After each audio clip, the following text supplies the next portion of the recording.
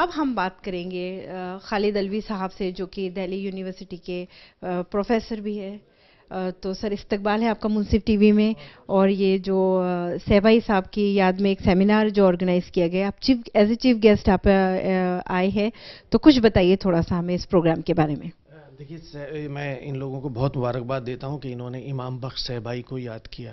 امام بخش صہبائی ہمارے اردو کے بہت بڑے، یعنی ہم ان کے محسن ہیں، اس لیے کہ انہوں نے اردو کی صرف و نحو گرامر کی کتاب لکھی. ویسے وہ شاعر فارسی کے تھے، اور کچھ لوگوں کا یہ خیال یہ ہے کہ ان کی فارسی شاعری غالب سے کم نہیں ہے. وہ غالب کے ہم عصر تھے. غالب نے اپنے خطوط میں ان کا بھی ذکر کیا ہے. اگر ہم یہ غور کریں کہ اس زمانے کی دہلی عجیب و غریب دہلی تھی، کہ سعد الدین آزردہ موجود ہیں، امام بخش صہبائی موجود ہیں، مولانا فضل الحق موجود ہیں، غالب موجود ہیں، ذوق، مومن. تو دہلی میں آپ دیکھیں کہ چاند ستارے موجود ہیں اس وقت. ان میں سے ایک امام بخش صہبائی تھے. ان کی، مجھے ذاتی طور سے ان کی 34 کتابوں کا علم ہے، جو انہوں نے 34 کتابیں لکھیں، اور جن میں سے 3 اردو میں تھیں.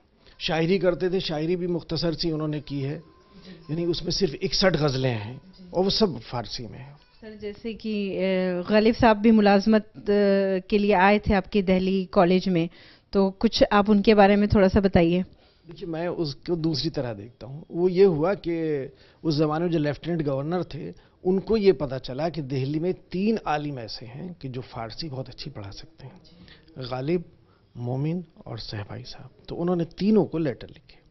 تو دیکھیے، میرا خیال یہ، ویسے کہانی تو یہ بیان کی جاتی ہے کہ غالب کالج آئے، اور جب انہیں لگا کہ پرنسپل انہیں ریسیو کرنے کے لیے، ان کے استقبال کے لیے دروازے پہ نہیں آئے ہیں، تو واپس چلے گئے کہ میں تو ملازمت اس لیے کر رہا تھا کہ کچھ عزت بڑھے، جو عزت موجود ہے وہ کم ہو جائے، اس لیے نہیں کر رہا ہوں. واپس چلے گئے.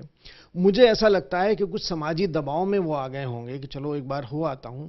ورنہ غالب ایسے آدمی نہیں تھے کہ ان کو یہ بات معلوم نہ ہو کہ اگر کہیں ملازم ہوں گے تو جو باس ہے ان کا، وہ انہیں ریسیو کرنے، ان کے استقبال کے لیے دروازے پہ آیا کرے گا. یہ ممکن نہیں ہے. لیکن اردو کا کوئی علاقہ نہیں ہے، ہر جگہ ہم لوگ بکھرے ہوئے ہیں تھوڑے تھوڑے. لیکن اگر آپ غور کریں تو دہلی جیسی جگہ میں، جبکہ آدمی کو سانس لینے کی فرصت نہیں ہے، پھر بھی اتنے پروگرامز ہوتے ہیں روزانہ، اور ان میں ہر جگہ ایک اچھی خاصی تعداد موجود رہتی ہے.